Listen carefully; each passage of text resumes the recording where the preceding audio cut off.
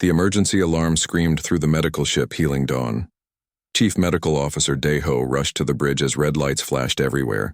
His boots made loud sounds on the metal floor as he ran. "What is the situation?" he asked Captain Boram. "We got a distress call from mining station Kepler 442b, she said. Her face looked worried. "Something very strange is happening there. The crew is scared and they need help right away." Daeho looked at the message on the screen. The words made no sense. The miners were talking about a white cube that appeared from nowhere. They said it was dangerous but also somehow alive. "How long until we reach them?" Daeho asked. 2 hours at full speed, Boram replied. Daeho went back to prepare his medical team. Dr. Minna packed her equipment while Nurse Jae-won checked the medicine supplies. They had worked together for 3 years. They were good at saving lives in space. The mining station looked normal when they arrived. It was a small place built on an asteroid. Big machines dug deep into the rock looking for rare metals, but something felt wrong. No ships were flying around the station. No workers were outside. "This is Chief Medical Officer Daeho calling mining. Station Kepler 442b, he said into his radio. A scared voice answered quickly. "Thank the stars you are here. This is Commander Hyejin. Please dock at Bay 3. But be careful. Do not go near the medical bay." The Healing Dawn connected to the station. When the doors opened, Commander Hyejin was waiting. She was a tall woman with short black hair. Her hands were shaking. "Something terrible happened 3 days ago," she said as they walked through the empty halls. Miner Taemin was working in the deep tunnels. He found a new vein of metal that was very bright. Too bright. They passed many closed doors. The station felt like a ghost ship. Daeho could hear people talking quietly behind the doors. They sounded afraid. "The metal was giving off radiation," Hyejin continued. "Bad radiation. Taemin got sick very fast. His skin turned red and he could not breathe. We brought him to the medical bay, but nothing helped." They stopped at a big metal door. Warning signs covered it. Through the small window, Daeho could see something impossible. In the center of the medical bay sat a perfect white cube. Each side was exactly 2 meters long. It glowed with soft white light. The cube was slowly turning in the air above the medical bed. Strange symbols moved across its surface like living things. "Where is Taemin?" Dr. Minna asked. "Inside that thing," Hyejin whispered. The cube appeared when he was dying. It just came from nothing and covered him completely. "Now we cannot get him out." Daeho stared at the cube. In his 20 years as a doctor, he had never seen anything like it. The cube made no sound, but he felt something strange in his chest when he looked at it, like an old memory trying to wake up. "What happened when people tried to touch it?" he asked. Hyejin's face went pale. "Terrible things. Engineer Wonho touched it first. He screamed and fell down. When he woke up, he said he saw giant cats with long teeth hunting him. Dr. Veltar, our medical officer, tried next. She is from Zenthari Prime. Very brave. But she ran away crying. She said the cube showed her nightmares of being eaten alive. More crew members came to meet them. They all looked tired and scared. The alien crew members stayed far from the medical bay door. Daeho noticed they would not even look toward it. "Every person who touches the cube sees the same thing," said Security Chief Sang-woo. "Big hunting animals with stripes and burning eyes. Animals that do not exist anymore. The aliens see it worst. Some of them left the station completely." Dr. Minna took out her scanner and pointed it at the cube through the window. The machine made confused beeping sounds. "This is very strange," she said. "The scanner cannot read what is inside. The energy coming from the cube is not like anything in our databases. It is using power, but we cannot tell from where." "Is Taemin still alive?" Daeho asked. "We think so," Hyejin said. "Sometimes the cube glows brighter. Sometimes we hear sounds from inside, but we cannot be sure." Daeho studied the symbols moving on the cube's surface. They looked familiar, but he could not read them.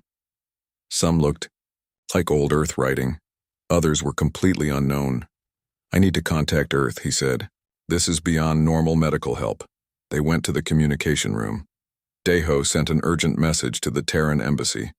While they waited for an answer, more strange things happened. The station's alien workers became more afraid. The insectoid, Engineer Click, was found hiding in a storage room. He kept saying, "The White Death comes," over and over. Dr. Veltar, the Xanthari medic, refused to leave her quarters. "It is like they know something we do not," Nurse Jaewon said. 3 hours later, Ambassador Young-soo called back. His face, on the screen, looked very serious. "Dr. Daeho, you must listen carefully," he said. "The cube you found is not the first one. 3 other mining stations have reported the same thing. Each time a human worker got sick or hurt. Each time a white cube appeared. Each time the alien crews ran away in terror." "What are these cubes?" Daeho asked. "We do not know yet," Young-soo admitted. "But Earth's best scientists are studying the problem. I am sending a research team to help you. Do not let anyone touch the cube until they arrive." "What about Taemin?" "The man inside the cube at Luna Station came out after 7 days, Young-soo said. He was completely healed, better than healed. But something was different about him. The aliens still cannot look at him without fear." The connection ended. Daeho sat quietly for a long time. Outside the medical bay, the white cube continued to turn slowly. The symbols on its surface moved faster now. They seemed to be counting, down to something important.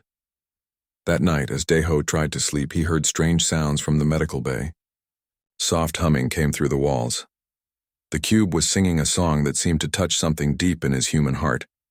A song that spoke of ancient hunts and the smell of fear. He did not know it yet, but the cube was not just healing Taemin. It was waking up something that had been sleeping in human blood for millions of years. Something that made every other species in the galaxy remember why they learned to run fast and hide well. The real discovery was just beginning. Dr. Minna arrived on the station 2 days later. She brought boxes of equipment that Daeho had never seen before. Her job was studying alien life, but now she was studying something that might be human. "I need to scan everyone on this station," she told Commander Hye-jin, "especially the humans. I think the cube chooses certain people." She started with Taemin's personal files. His family came from the mountains of Korea. His great-grandmother was a hunter. His grandfather was in the army. Minna found something interesting in his blood records. "Look at this," she showed Daeho. "Taemin has very old genes. Genes that most humans do not have anymore. They come from our ancestors who lived long ago." "What kind of ancestors?" Daeho asked. "The kind who hunted big animals, the kind who worked together in groups, the kind who never gave up when they were hunting." Minna tested all the humans on the station. She found that half of them had the same old genes. The other half did not. But only Taemin had gotten sick from the radiation. "It is not just the genes," she said. "Something else makes the cube appear. Maybe the person has to be dying. Maybe they have to be alone." While Minna worked, Communications Officer Jae-won studied the symbols on the cube. He was good with languages and codes. He worked day and night trying to understand what the cube was saying. On the 3rd day, he made a breakthrough. "These are not just random symbols," he told everyone. "They are instructions, like a recipe for building something, but not building with metal or plastic, building with living cells." He showed them his notes. The symbols described how to take apart a human body and put it back together. But the new body would be stronger and faster and smarter. "The cube is not just healing Taemin," Jae-won said. "It is making him into something new." This news made everyone scared. But the alien crew members were terrified. Dr. Veltar, the Xanthari medic, finally agreed to talk to Daeho. She could barely look at him. "My people have old stories," she whispered. "Stories about the time before we learned to fly between stars. There were hunters then. Hunters who killed everything. We built ships to escape them." "But those are just stories," Daeho said. "Are they?" Veltar asked. "Every species in the galaxy has the same stories. Hunters with stripes and burning eyes. Hunters who never stopped chasing. Hunters who ate worlds. More. Bad news came from other stations. The insectoid engineer Click received messages from his home world. Ships were avoiding human colonies. Trade was stopping. Fear was spreading faster than news. They think you are waking up, Click told Daiho. They think the white boxes are making you into the old hunters again. Security Chief Sang-woo reported that 3 more cubes had appeared. 1 on Mars Station, 1 on Europa Base, 1 on a transport ship near Jupiter. Each time a human was dying. Each time aliens ran away. The pattern is clear, Minna said.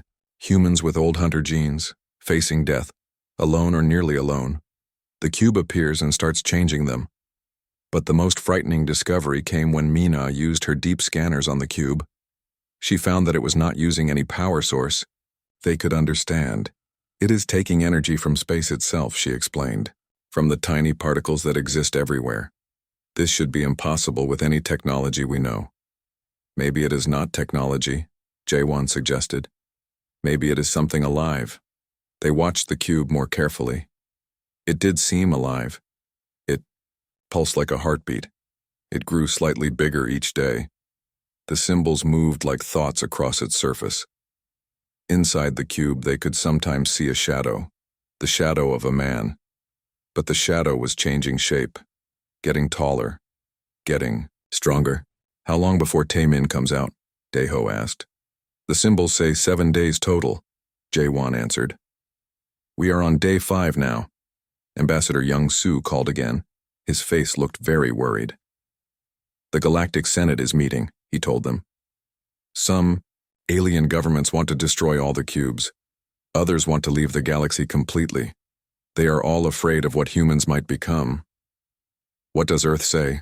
Daeho asked. Earth is divided too. Some people want to let the change happen. They say it might make us better. Others want to stop it. They say it might make us monsters. What about the people inside the cubes? Do they have a choice? Young-soo was quiet for a moment. We do not know. The man from Luna Station cannot remember what happened inside his cube. He just knows he is different now. That night, Daeho could not sleep. He walked to the medical bay and looked through the window. The cube was brighter now. The symbols moved very fast. As he watched, something strange happened. He began to understand some of the symbols, not with his mind, but with something deeper, something in his blood. The symbols were telling a story about a time when humans were not farmers or builders, a time when they were hunters who could run for days without stopping, hunters who could work together to bring down any prey, hunters who were feared by every other creature. But the story was not finished.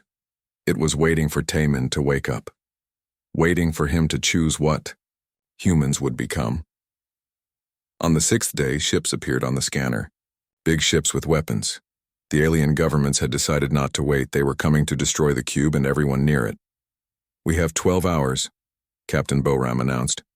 12 hours before they attack. Daeho looked at the cube one. More time. Tomorrow, Taemin would emerge. Tomorrow they would learn what humans were truly meant to be. Tomorrow the galaxy would discover if the old hunters had returned. The cube sang softly through the walls. It sang of ancient times and future possibilities. It sang of choices that would change everything. Time was running out. Dr. Soo-jin arrived just as the alien ships appeared on the horizon. She came in a small, fast ship that barely escaped the blockade. Her cargo was more valuable than weapons or medicine. She brought the truth. I am an archaeologist, she told the gathered crew. I study old things, very old things, things that Earth tried to forget. She opened a case filled with ancient artifacts, stone tools, bone weapons, pieces of pottery with strange markings. But most important were the data crystals that held Earth's most secret files. These cubes are not new, Soo-jin said. They are older than human civilization, older than our cities and farms. They were made by the species that came before us. She activated a holographic display. It showed a galaxy map from millions of years ago. The stars were in different places. The planets were younger. Long ago, there was a species called the Hunters. They ruled this entire galaxy. They were perfect predators, strong, fast, smart, and they worked together like a single mind. The hologram showed creatures that looked almost human but different, taller, more muscular, with eyes that glowed in the dark. They moved across planets like a storm, consuming everything in their path. The hunters were so good at hunting that they destroyed themselves, Sujin continued. They ate all the prey in the galaxy. When there was nothing left to hunt, they died out. Commander Heejin asked the question everyone was thinking. What? Does this have to do with us? The hunters did not completely die. Before the end, they found a few planets with primitive life. They planted their seeds there. They made sure their legacy would continue even after they were gone. Sujin pointed to one planet on the old map. It was blue and green, and covered with water. Earth, she said. Humanity carries the genetic code of the hunters. We are their children. The cubes are programmed to activate when we face extinction. They are meant to turn us back into what we once were. The room was silent. Everyone stared at the artifacts with new understanding. But why are the aliens so afraid? Dr. Minna asked. They never met the original hunters. Yes, they did, Sujin said. Every intelligent species in this galaxy evolved while the hunters were alive. They all learned the same lessons. Run fast, hide well, work together. Build ships to escape to the stars. She showed them more holograms. Ancient cave paintings from 100 different worlds. All showing the same thing. Striped predators with burning eyes. Creatures that chased and never stopped. Fear of the hunters is written into their genes, Sujin explained. When they see the white cubes, their bodies remember. They remember what it felt like to be prey. Captain Boram interrupted them. The alien fleet is getting closer. They are demanding. We surrender the cube or they will destroy the entire station. How many ships? Security Chief Sang-woo asked. 57. From 12 different species. They have enough firepower to crack this asteroid in half. Daeho looked through the window at the cube. It was glowing very brightly now. The symbols were moving so fast they looked like solid light. What happens when Taemin comes out? He asked Sujin.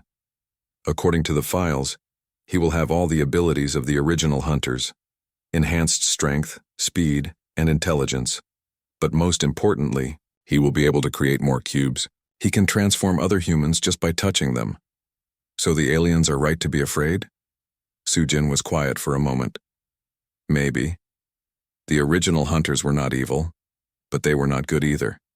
They were just very efficient predators. If humanity becomes like them, we might not be able to stop ourselves from hunting. Dr. Veltar, the Zenthari medic, had been listening from the doorway. She finally spoke up. My grandmother told me stories, she said. She said the hunters were not just killers. They protected the weak species from the strong ones. They kept balance in the galaxy. Until they upset the balance themselves, Sujin replied.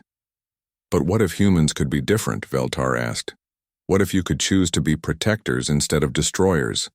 It was a good question, but they might not get the chance to find out. The alien fleet was only 6 hours away. Jae-won had been studying the symbols on the cube. I think I can communicate with Taemin, he said. The symbols are like a language. If I can learn to speak it, maybe I can talk to him before he comes out. Is that safe? Daeho asked. Probably not. But we need to know what he is thinking. We need to know if he will try to transform all of us. They decided to try. Jae-won placed his hand on the wall near the cube. He spoke the symbol language slowly and carefully. The cube responded. Its glow changed color. He can hear me, Jae-won said excitedly. Taemin is awake inside the cube. He knows what is happening to him. What does he say? Jae-won was quiet for a long time, listening to the cube's response. When he finally spoke, his voice was full of wonder. He says he can feel the memories of the hunters, all of them. Millions of years of hunting and killing. But he can also feel something else. Something the original hunters never had. What? Choice. The ability to decide what kind of hunter to be. The original hunters were driven by instinct. They could not stop themselves. But humans can choose. The cube suddenly went very bright. The symbols stopped moving, everything became still. He is coming out, Sujin whispered. The transformation is complete. Outside, the alien fleet had arrived. Their weapons were charging. In a few minutes, they would attack. Inside the cube, something was stirring. Something that had been human was waking up as something new. The question was, what would it choose to become? The galaxy held its breath and waited for the answer. The white cube cracked down the middle like an egg about to hatch. Light poured out of the crack, brighter than anything they had ever seen. Everyone in the medical bay had to cover their eyes. Something is happening, Captain Boram announced, over the radio. The alien ships are backing away, they look scared. Through the observation window, Deho watched the cube split open completely. White mist flowed out like breath on a cold day. In the center of the mist, a figure sat up slowly. It was Taemin, but also not Taemin. He looked taller and stronger. His hair was completely white now, like fresh snow. His eyes glowed with a soft silver light. When he moved, it was with perfect grace, like a cat stretching after sleep. Taemin? Deho called through the communication system. Can you hear me? The transformed man turned toward the window. When he looked at Deho, it felt like being studied by something ancient and wise. Taemin smiled, and his teeth were perfectly white and very sharp. I can hear you, Dr. Deho, Taemin said.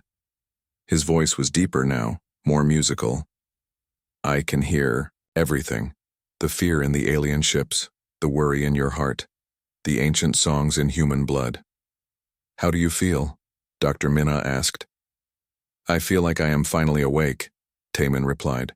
For my whole life, I was sleeping. Now I know what I truly am. He stood up from the medical bed. He was at least 30 centimeters taller than before.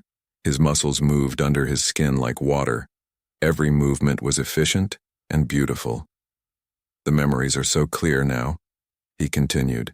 I can see through the eyes of the first hunters. I can feel their hunger, their need to chase and catch and consume. Commander Hyejin stepped closer to the window. Are you still human? Taemin considered this question carefully. I am what humanity was always meant to become, but I am also something new, something that can choose. Choose what? Security Chief Sang-woo asked. What kind of hunter to be? The door to the medical bay opened with a soft hiss. Taemin walked out slowly. The alien crew members immediately ran away.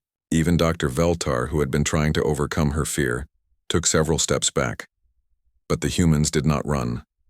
They felt something different when they looked at Taemin. Not fear, but recognition. Like seeing a family member after a long time apart. You can all feel it, Taemin said, looking at each human in turn. The sleeping hunter in your blood. I can wake it up, I can make you like me. All I have to do is touch you. Dr. Minna held up her scanner.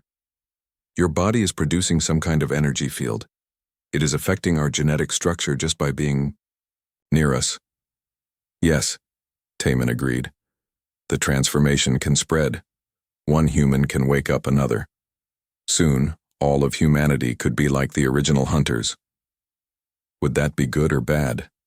Deho asked. Taemin was quiet for a long moment. His silver eyes looked distant, as if he was seeing things very far away. I can feel the other cubes, he said finally. The other humans who are transforming. They are asking the same question.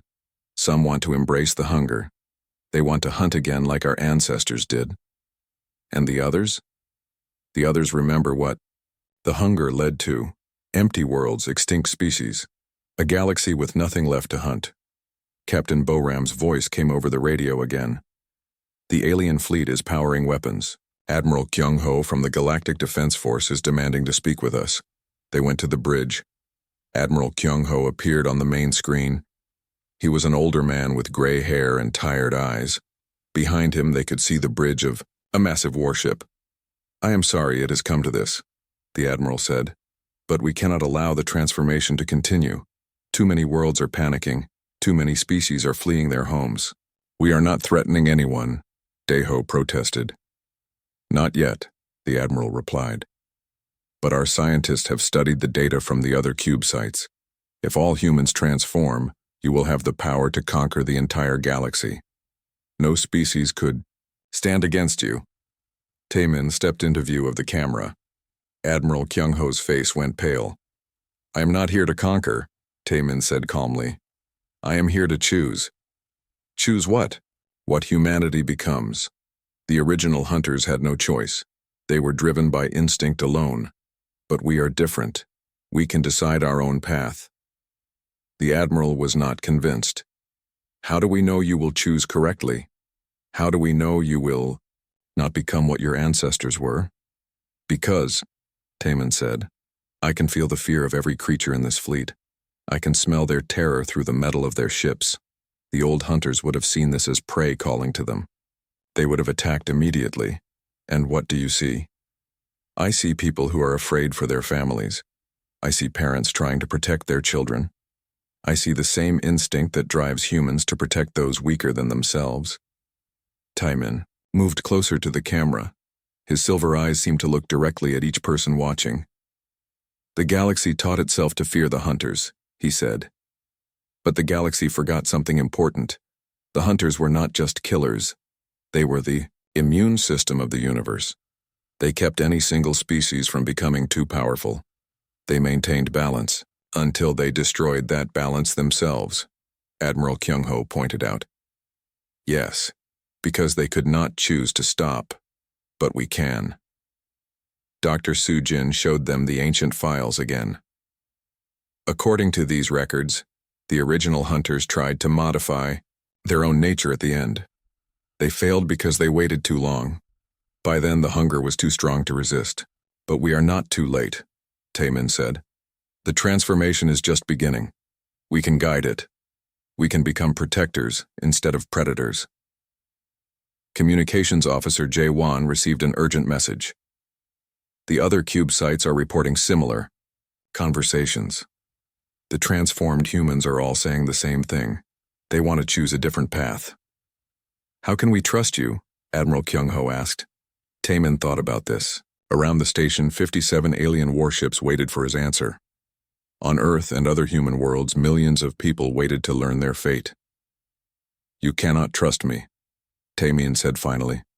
Trust must be earned, but I can show you something. He walked to the center of the bridge. He closed his silver eyes and seemed to concentrate. The air around him shimmered. Suddenly, everyone could feel what he felt. The vast network of transformed humans across the galaxy. Their power, their potential, their choice. We could take this galaxy in a matter of months, Taemin said. We could hunt down every species and consume every world. The power is there, the instinct is there. The feeling of overwhelming strength filled the room. Even the humans felt afraid. But we will not, Taemin continued. The feeling changed. Instead of hunger, they felt something else. Protectiveness, care, the desire to nurture rather than destroy. We choose to be guardians. We choose to use our strength to protect the weak rather than consume them. We choose to be what the hunters should have been. The connection faded. Everyone on the bridge felt empty without it. Admiral Kyung-ho was quiet for a long time. Finally, he spoke. How do we know you will not change your minds? How do we know the hunger will not overcome you eventually? Taemin smiled sadly. You do not know. We do not know. But we are willing to try. And if we fail, if we become the monsters you fear, then you will do what you must do. The Admiral looked at his tactical display. 57 ships with enough firepower to destroy the station completely. I need time to think, he said. And I need to speak with the other governments. The screen went dark. In the silence that followed, everyone wondered the same thing. Would the galaxy give humanity a chance to prove itself? Or would fear win and the shooting begin? Time was running out for everyone. Taemin stood in the center of the bridge with his eyes closed. His silver gaze seemed to look far beyond the walls of the station. Suddenly, he opened his eyes and smiled. The others have decided, he announced. All across the galaxy, the transformed humans are making the same choice. What choice? Dr. Daeho asked. To change the change itself. Before anyone could ask what he meant, Taemin did something impossible.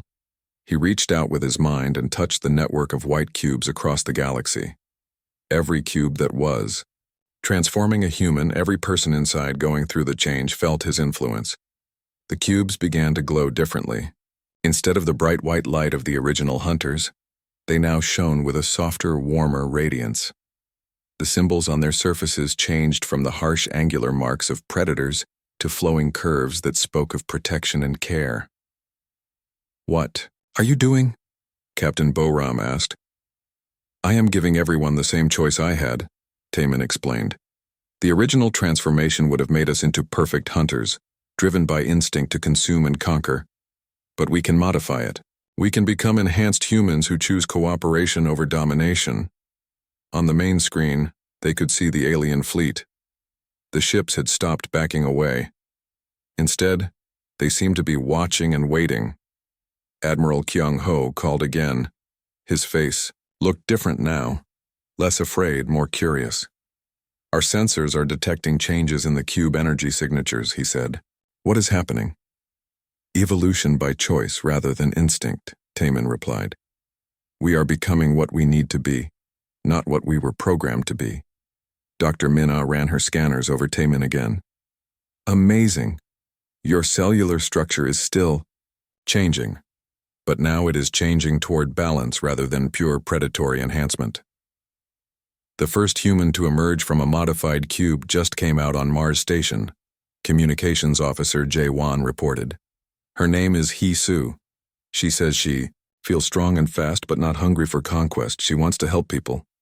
More reports came in from across the galaxy. Humans were emerging from the cubes, transformed but stable. Enhanced but not consumed by hunting instincts. Powerful but dedicated to protection rather than predation. Dr. Veltar, the Zenthari medic, slowly approached Taemin. Her species genetic. Fear of the hunters was still there, but it was mixed with something else now. Curiosity. "May I examine you?" she asked nervously. Taemin nodded and sat down. Veltar ran her medical scanner over him with shaking hands. As she worked, her fear gradually faded. "This is remarkable," she said. "You have all the physical enhancements of the original hunters. Increased strength, speed, reflexes, and intelligence. But your brain chemistry is completely different. Where the old hunters had pure aggression, you have empathy and protective instincts. We learned from their mistakes," Taemin said gently. "We chose to be better." Engineer Clicketh, the insectoid who had been hiding in terror, finally came out to see what was happening. When he looked at Taemin, he did not run away. "You do not feel like the monsters in our old stories," he said in his clicking voice. "You feel like a guardian." "That is what we choose to be," Taemin confirmed. "Ambassador." Youngsu called from Earth with urgent news. "The transformed humans are requesting a meeting with the Galactic Senate. They want to propose something called the Terran Compact." "What is that?" Admiral Kyung-ho asked. Taemin answered. "A treaty. Humanity will accept the role of galactic peacekeepers. We will use our enhanced abilities to prevent extinction events and maintain balance between species. In return, the galaxy will provide resources and knowledge to help us develop our gifts responsibly." The idea was revolutionary. Instead of fearing the new humans, the galaxy would work with them. Instead of being conquered, they would be protected. "Irem, do we know you will not abuse this power?" a new voice asked. It was Chancellor Zexhai from the Galactic Senate appearing on another screen. "Because we remember what happened to the original hunters," Taemin said. "Power without restraint leads to extinction. We choose restraint." Dr. Sujin stepped forward. "The archaeological records support this approach. The old hunters were successful as long as they maintained balance. They only failed when they became consumed by the hunt itself. But you are asking us to trust you with the safety of the entire galaxy," Chancellor Zexhai pointed out. "Not just us," Taemin said. "We are asking you to work with us, to be partners in maintaining peace rather than victims of our protection." Over the next few hours, reports came in from across the galaxy. The modified transformation was spreading, but only to willing volunteers. No one was being forced to change. Those who chose to remain baseline human were respected and protected. Dr. Deho was among the first to volunteer. When Taimin touched his shoulder, he felt the change begin immediately. It was not painful or frightening. It felt like waking up after a long, peaceful sleep. "I can feel it," Deho said as his body began to transform. "The hunter instincts are there, but they are controlled, directed. I want to heal, not hurt." Dr. Minna was next, then Captain Boram, then others. Each transformation was voluntary. Each person who changed retained their humanity while gaining the enhanced abilities they needed to protect others. The alien crew members watched in fascination, rather than fear.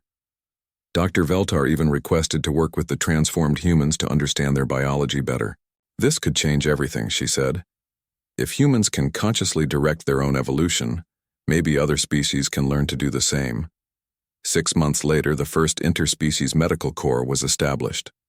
Transformed humans worked, alongside alien healers, to save lives across the galaxy.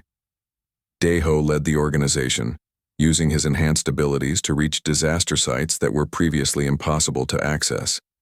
Taimin became the first Terran Guardian, traveling from world to world to prevent conflicts before they could escalate into wars. His presence alone was often enough to make aggressive species reconsider their actions. The white cubes were no longer feared.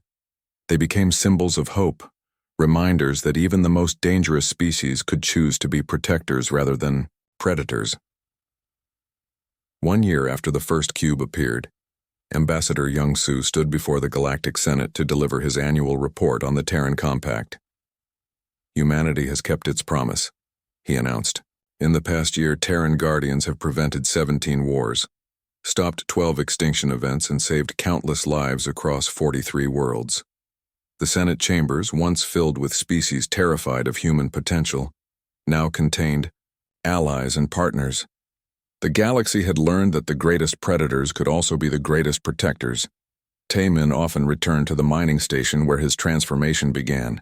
He would stand in the old medical bay and remember the choice he had made. The choice to be more than what genetics and instinct demanded. Dr. Deho joined him on one of these visits. "Do you ever regret it?" Deho asked. "Choosing the harder path?" Taimin considered the question while looking out at the stars. Somewhere out there, other Terran Guardians were keeping the peace. Somewhere else, transformed humans were healing the sick and protecting the weak. "The original hunters conquered a galaxy and died alone," he said finally. "We chose to serve a galaxy and live as part of it. I think we chose correctly."